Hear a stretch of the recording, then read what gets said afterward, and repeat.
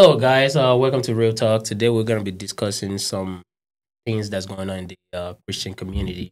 My name is Isaiah Balabo. Hey, guys. I'm Daniela. Hi, everyone. I'm Obi. And I'm Buki. Today, we're going to be discussing how to make friends as an adult, choosing or letting go. The first thing I wanted to talk about was, why is friendship important as a Christian adult? What is the purpose of friendship to you? What does it mean to you? Friendship is very important. The older you get, there will be some people that cannot elevate with you. There will be some people you have to leave behind. You know, it sounds very, very sad to say that, but unfortunately, that's the truth. Friendship is very important. Everybody needs a community because we all are young. We go through things. There are things that we cannot discuss with our parents, our friends, but every friendship that you have, everybody has a role to play in your life. And if I'm being honest, as a Christian, I believe God brings people into your life for a reason. You understand? Pretty much. Yes, and there will be some people that come into your life and you will know if God don't want you to be around them. We all know these things. A lot of time, we are just so caught up with this friendship, like, oh, I don't want to let go. But God shows us signs like, okay, this relationship is not it. This friendship is not it. So I would definitely say, as an adult, choose wisely, and friendship is definitely extremely important. Everybody in the community. Yeah, I agree. I would say that, the Bible says that when the Lord told us, he said, go into the world and multiply, not just in babies, but in, networking, friends. Because if you think about it, right, the only man that was able to take Jesus from the cross was an influential person, and he knew Jesus, right? It might not be his direct friend, but some way, somehow, they were somewhat in connection. He was the only one that had access, because if he was not friends with Jesus, or if he did not really have friends with, the disciples and stuff like that, no one would have been able to go there and bring him from the cross. So I feel like it's very important that, you make friends, you make community as a Christian, because sometimes a lot of us shy away from it. We run away from, oh, no, I don't want to make friends with this and that and that. And then we also have the Bible that helps us to guide us through that step. So, yeah. Absolutely. Yeah, absolutely. For me, a friend is the person who gets to see you and experience you living life and gets the privilege of seeing that with you. True. And I say that because, if you look at the life of Jesus, of course, he had his disciples, but he also had those 3 people that were in his inner circle that got to see all the things that he got to see, right? The Mountain of Transfiguration. Whenever he went to pray, before he went to die, he took just those 3, right? And it just goes to show that I think friends are important in that sense, where not everyone gets to see the intimacies of your life. True. And I believe that the people who get to see those things are those who are for you, those who are ready to go on that journey with you, but more importantly, those who are trying to head towards where you're trying to head. Yes. Right? Because there was a reason why Jesus loved Peter so much. He loved Peter first because Peter loved him, right? And he trusted him to build his house on Peter because he saw the tenacity of Peter. Have you guys ever watched what is that show? It's Chosen? not coming to me. Yes, The Chosen. Yeah, I love the actor that they picked for Peter because you don't like him? Yeah. No, I love the guy. He was really good. Yeah, because I feel like that's how I imagine Peter. Yeah. And when I watched the show, I'm like, yes. I feel like Peter was such a I feel like intense person. The Chosen is a Christian show, and it's basically showing the Bible, the life of Jesus and the disciples, and with different characters. It's amazing. I would like to see that. It's amazing. Yeah. So I think that I feel like when I look at Peter, I don't see somebody that I would be friends with, but I see why Jesus chose him, because Peter had such a love for Jesus that he would die. He would do whatever. He would get mad. Remember, he got mad at Jesus for saying that he was going to die on the cross. And of course, it was the devil lying through him. But it just shows how passionate he was about Jesus succeeding at what he wanted to do. And even in the show, how whenever he found out that he was going to go with Jesus, he went to his wife. Yeah. Okay, you guys, comment down below if you watch The Chosen. You know what I'm talking about. But anyway. It's a good show. It's such a good show. Yeah, it was but a good show. I think it just really shows that the people who get to live closely to you are your friends, and you should choose them wisely because they get to see that that intimacy of your life. Right. You all made really good points. But I wanted to also kind of give us a verse to get, because I feel like what you're saying is these people that you call your friends, they see you through life. They see you grow. They see you. They want the best for you, right? Yeah. And we do have a verse in 1 John 4:7-8. It says, "Dear friends, let us love everyone. Let us love another, for love comes from God. Everyone who loves has been born of God and knows God. Whoever does not love does not know God, because God is love. So out of all of this, we're called to love others as God has loved us. And so as an extension of the love we have been given, we love others. We love our friends. And so when you call someone your friend, this is someone you truly love and someone who loves you back, right? And so I have a follow-up question. What do you guys feel are the differences between being a friend with someone as an adult versus a child? So I feel like when you're an adult, you have to become very intentional about who you want to call your friend. A friend is a very big word. And so this is not just like, oh, we go to the same school. Oh, we both like soccer. You know, so what are the things that you have seen in your lives that makes someone have the quality of being your friend as an adult and as a Christian? You know, I would say the most important thing as an adult now, looking back on my life, I would say the most important thing when it comes to having a friend is loyalty and trust. Because once you trust someone and you know that they got your back. You understand? Like there's nothing that I can share with them. You know that it's not gonna go out of the circle. Exactly. Trust is one of those things that it's so hard to find these days. A lot of people, and we have to be careful who we tell our stories to, because there are people that just taking these things to use it against us. Like not everyone there's a list like listening and wants to actually help. Exactly. You have to have the loyalty there. Exactly. So friendship is extremely important. But when you're kids, everybody's your friend. You go to school. Cool shoes, cool glasses. Like, oh my God, oh my God, your shoes, oh my God, your clothes, oh my God. We in the same class together. But like when you get older, those things they don't even matter. Understand? It's like, oh, you have a friend, you want to see them win, because them winning, you winning. You understand? Like I think a couple of months ago I said something, and I told one of my guys, I actually said this. I said, at this point in my life, I'm not interested in making friends that, it's only when things are good. That's when we calling each other. I want to be that guy when things are not going good. You need someone to cry to 2 o'clock in the morning. Call me. Yeah, like you can see the guy in the Bible that his friends actually put him through the roof because it's very important. Yeah, it's very important that you have people like that, because it's not just for the parties, it's not just for the fun times. It's even in the deepest and darkest moment, people that can actually come through for you. It's very important. It's very, very important. And I think I can anchor that to 2 Corinthians chapter 6 from verse 14, when the Bible was talking about equally yoked. A lot of times we misinterpret that yoked as an egg, but really... Who does that? Yeah, like we can say that, because a lot of people think that it's an egg, people, the egg can only be spot from the inside and that don't like wow, or spirit upon spirit. Okay. But I made more research to it, and I found out that the yoke was actually a device that is used to pull animals, right? It's and if one is slanted, the animal cannot move. So when you're picking your friends as an adult, that applies a lot. So when you're moving, there's some friends that sometimes you have to let them go, because where you're going to, they're not needed. There are friends that are seasonal and some that are for life. And that's why you ask for discernment and God to help you, just so you can pick those that can stay. And because think about it, right? Jesus could bank on Peter, because like he could tell Peter on anything. Even Peter was the one that was not the one that he said, call to me onto water. Is it that? Remember the one where he to walk on water? To walk on water. Yeah. Like Peter was very active in Jesus' life. Like he was there. Man was show out for Jesus, right? So it's very important that you have people who are there for you, like you said, during the dark times, because it's not just when all the the light is once the curtains go down, who are those that can you can call family, because you migrate from friends to family. And also I think as a Christian, it's extremely important making sure that you choose someone that can also help you with your faith as well, like that can help you grow.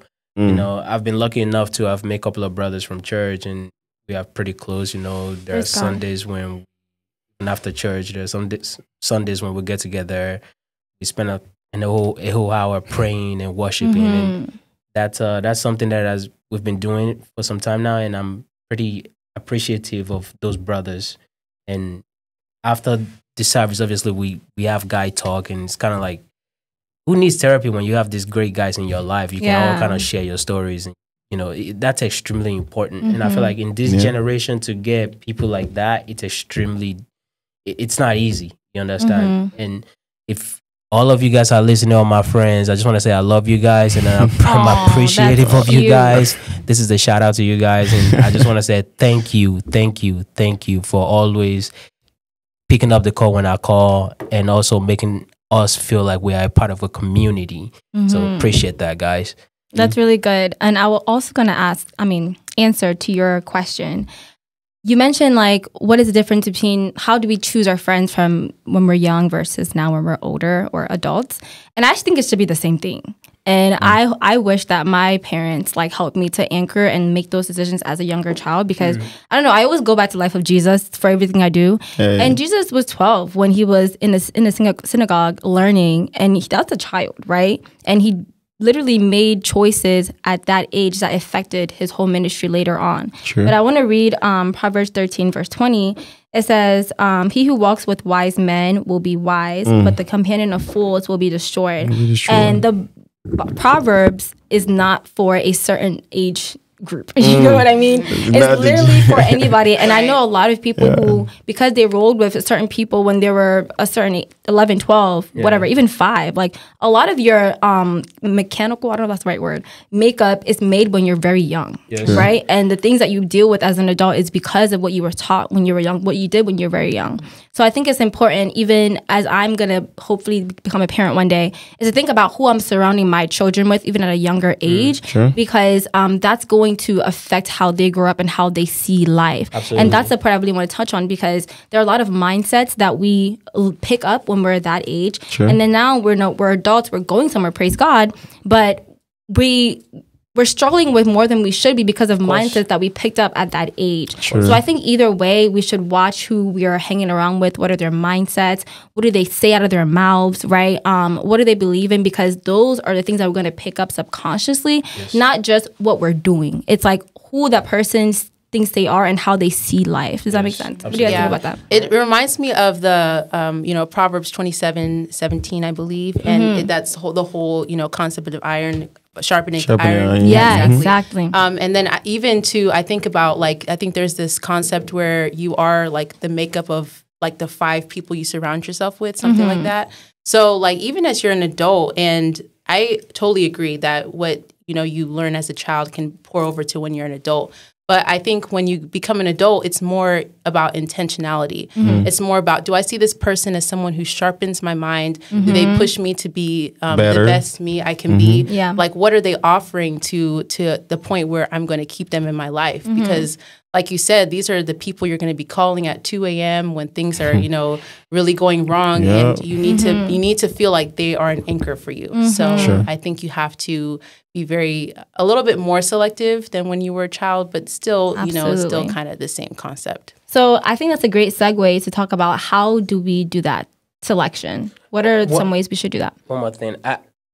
I do believe, when we're choosing friends when we're young, we don't know any better. Obviously, the older we get, the more craziness that happen through. Absolutely. It's up to the adults in your life. Pretty much to guide you through. Because while you're young, you get to go through the betrayal, and you get to see how friendship truly is. It's a cultural. Yeah, it really hurts sometimes. Yes, when your friends betray you, when you're a young boy and you and your friends have a crush on the same girl, it's like, okay, if she choose you, it's going to make me feel, we human beings. That's a real thing, Growing up, we do have to be honest. Just because we were friends when we're kids does not mean we're going to grow up being friends. You know what I'm saying? Because I have friendships in my life. We're talking about 10, 15, 20 years, like since we're kids. And we are still, we don't talk all the time. But once we get on the phone, you would think we just had a conversation like a week ago. You understand me? Yeah. And then I have some friends that every day, I just feel like they're dragging me down. Even though we've been together we've been friends for so long. Do you call them friends? I don't call them friends. If people are dragging you down. Sometimes people, you just call them acquaintance. I don't even call them acquaintance. I just act like it's just people you know? Just people you know. And it's sad to say that as a Christian, but it's just the reality of it, because I have to choose wisely, because I'm in a different place now, right? when I was a kid, I had like a kid, and now I'm grown now. Yeah. You know, I'm a man, so I have to. When I was a child, I thought as a child, and when I'm, the Bible even says look that. at Jesus though, right? Like Jesus had to handpick, select all of these Yeah. people, Yes. you know, Exactly. and he had like an awesome team. Hey, he had that was a squad. somebody good with finances, Yeah. someone who was like in medicine. He wasn't good at finances. Wait, Yeah, he was good at finances. social, you know. Hey. Well, that money's I know, a giver. I know, but He had a squad. you know, Okay. people who like could be, you know, people who could help him with his ministry. Yeah. So these weren't just like people who were like, oh, this person drives a nice car. This person has influence. It was like, what is this person's heart about? And so you have to really be very selective in that. You- For sure. I mean, And I like what you said. What is their heart about? Because Exactly. it's the material things don't really matter. It's what does this person have for me? I think as Yeah. a Christian, I wanna mention and something on that. if we're being realistic, because we have to look at it from a perspective of, you know, the outside world. Because other than as a Christian, when we're going to that outside world, there's so many things that's so tempting. You understand me? Absolutely. Like we all have, everybody have friends, right? Like Oh yeah. from your side, you look at, man, you're doing so much better than I am. Right? You're just a regular guy. Like you're just looking at, man, we went to college together. Why is it that you driving a Bentley and I'm still driving a Kia Optima, I'm driving a Toyota, right? Then having a friends like that, you get to ask the questions like, okay, so what are you doing that I'm not doing? Then right. they can show that like can help you get there. Yes, so they can even elevate teach you how to fish, not give you fish. Exactly. So now, and also the other side of it, you can also have a friend that's doing something that's definitely illegal. Then it's like, oh, this is what I'm doing. You want to be part of it. So it's extremely important to choose wisely when you're in a group of friends or when you're choosing to have a friend, because those things matter. You understand? Yeah, they do. They actually matter. Yeah. And I feel like we all know those people. Like there are people that are in our life. We don't see them work a day in their life, but they seems to have everything. It's like, what exactly are you doing that I'm not doing? Because you don't understand. So asking yourself those questions, and I think most importantly, as a Christian, you should always be honest with yourself. Look at yourself in the mirror and be honest with yourself when it comes to who you're dealing with. Friendships. Are they for me? Yeah, like Yeah. if this Yeah, person they is for for me. me. Is he dragging me down? Is she dragging me down? It's a question everybody gotta ask themselves. Be honest with yourself. As long as you can be honest with yourself, it is so easy to evaluate the people that are in your life. Oh yeah, I agree. I think. Go ahead. When I'm in a I don't want to say relationship.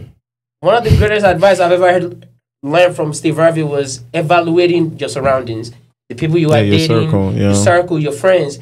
If you've been with someone for 6 months, a year, you understand, and try to reevaluate that relationship 6 months from now. If it's a friendship, a year from now, can I do another year of this craziness with this person? You understand? If the answer is a yes, then keep it pushing. If the Yeah. Keep it answer- pushing. eventually you will get to a point where you won't have to ask yourself that question because you understand like, oh, this person already got my back too many times. You understand? So I feel like as a human being, as a Christian, right, we should be honest with ourselves, evaluating ourselves, understanding what true friendships, what does it look like? True friendship, it's very hard to find because in this generation, nobody want to hold each other accountable. It's so easy to want to do something stupid and everybody's like, oh yeah, that's a good idea. I actually agree because I would say something, right? You get to a certain age, you just get tired. You get tired. Friendship like, is not. You just look, get tired. Like of once the you have a older- small little circle, Yeah. that's all that matters. Yeah, I feel like the older you get, the smaller your circle, yes. gets. So. Yeah, I Because think Yeah. that naturally happens. Yeah, it does because you let go of baggages. That's You true. might call them baggages because It is baggage. Can we talk apologies. about that really quick? Like the whole letting go? Because I think we talked about making friends. Making and friends, keeping right. them It is hard letting go. Don't get me wrong. It's extremely difficult, but it's one of those things you have to realize that okay, I'm in a different place in life now. You know, there's some friends I will tell you that they're not actually for. They're just there to use you. Use So you. How do you let them go? Once Okay. again, comes to like being honest with yourself and what you see in the mirror. Ask yourself those questions when you look in the mirror. Ask yourself those tough questions. What is this person doing in my life? As a Christian, pray about it. I'm sure God will show you the way. It will always show you. There's always the signs. I'll tell you something, right? It's easier said than done because I had this dude while I was my time in the military for as long as I was. It was until the day I was about to go out of the door that the Lord actually showed me, and I saw that this guy has been the anchor of my problem from the very day I joined to the very day I left. So when I was thinking that it was other people, he was the one behind feeding those things to people to destroy my career. But God was there for me true to the very end. We call them enemy of progress. Because how is it that you're angry because I'm winning, but when you're winning, I'm the loudest one in the room cheering you up? So sometimes people are like that, and that's why we need God in all our friendships. See, listen, in every little bit of your life, you need Jesus. You need God. You need discernment. You need the Holy Spirit. Because a lot of people who talk to you right now, but behind doors. Whenever someone comes to me and tell me about a person, my first question to you is, how is it that person is very comfortable to talk to you? Because if that person is comfortable to talk to you, then there's some things that you say, show me your friend and I'll tell you who you are. So I feel like subconsciously, like with the way I live my life, they just drop off. You know that, like automatically they just drop you know that. Because your goals just doesn't align, you understand? Like you cannot be passionate about something and you have other people around you that's not about it. You understand? As a kid, what do? We play games, video games. Pretty much. We all have a circle of friends that we play games with. But as we get older, they start to drop off. Yeah, I was gonna say like to let go. I think it's important. Not easy. Like you say, I don't want to say things or everything's different for me. Everything's difficult. But I think that you can pray about it, and people don't like hearing that. But actually, when you actually spend time with the Holy Spirit about something, He will people will actually start falling off of your life, and that has happened to me. And it's not like it's like a hard feeling thing, like we don't talk anymore. It's just that we're just not that close anymore. And and sometimes people will actually choose to get out of my life because I've been praying about it, and they don't know. So it doesn't have to be some big deal. I think it's about just starting to remove yourself slowly, and again, not allowing them to see that intimate part of you. It's not that you're evil or you're not nice to them. Close bit by bit. You still love them. You can still call them, how are you doing? But you don't have to do everything together. And it actually reminds me of, because we were talking about the importance of having friends that are good for you and love you. I love the friendship between Saul and, I just say Saul, David and Jonathan, and how Jonathan literally saved David's life and went against his father's wishes, right? And we see in the Bible, it talks about, I think in 1 Samuel 18, it talks about how their souls were tied. And I really wanted to touch on that because I wanted to ask you guys, if we think that soul ties are possible with friends, because the Bible literally said that that's what happened between, Jonathan and David. But I just love it so much because Jonathan loved David because he saw where David was going. And he saved his life because he knew that he was supposed to be king, right? By the Spirit, because it's not somebody told him, but he literally saw his future. And he was like, no, I'm going to go against my father's will because this one is to do the will of God. And that is how I choose my friends. It's the people who are looking outside of even their life and seeing what is the will of God for the future and how is this person supposed to play. So it's the will of God over my feelings. Exactly. And those friends who you may not like, but see that in you, you should keep them around. Because there are people in your life, in my life, that I did not like. But God's like, listen, this person loves you. That's why I always go back to like love, because people will literally place people in your life that love you and that are going to literally help you, carry you to your future. And 2 or 3 years down the line, you're going to see that, oh my God, this person has always been here. I may not like their attitude, but God is still working on them, when it comes to that. So it's always about, what is the will of God and does this person see me as part of that, and how are they going to help me get there? 100%. I agree. Yeah. Especially on the point where, it's not always the people who look the best, like they fit in your life. Sometimes you need to hear hard truth, and sometimes people just need to give you tough love. And we don't always want that. But as a Christian, I think there was a verse that was saying like, the wounds from a brother or a friend is like better than the flattery from like something like that, to that extent. So when someone who really loves you is telling you something that you don't want to hear, but it's so that you can get better, and they see that future for you, those are the people who ultimately, they're the ones who are going to stick around. And those are the people who can be even confidants. And I heard once, to have a confidant in your life is a rare thing. One person who loves you unconditionally. They are going to be there for you, ride or die. That's really what matters. And that's what we're going for. That's the goal. But you have to be selective. You have to really look at, what is the heart of this person? Do they really want things for me? Do I really see myself growing with this person? And when you can ask those hard questions, I think you'll be able to see like who's really your friend. And I think bonus, a good way to find out if someone's just in your life, just to be in your life and get the benefits of it, is not tell them something early. See what the entitlement looks like. You know those people who are like need to be the first person to know something, but not actually just happy for you that something happened. So it's like, why are you focused on the fact that I didn't tell you? Then it shows you the person doesn't actually love you. They love being part of the hype of being around you. It's a good bonus. All right, so I think that's everything that we have. Time is up. If you guys have any comments or thoughts, let us know down below in the comments, and we'd love to chat with you. Thank you guys so much for watching Real Talk, and we'll see you next time. Don't forget to subscribe. Like, comment, and subscribe. Love you guys. Bye. Bye.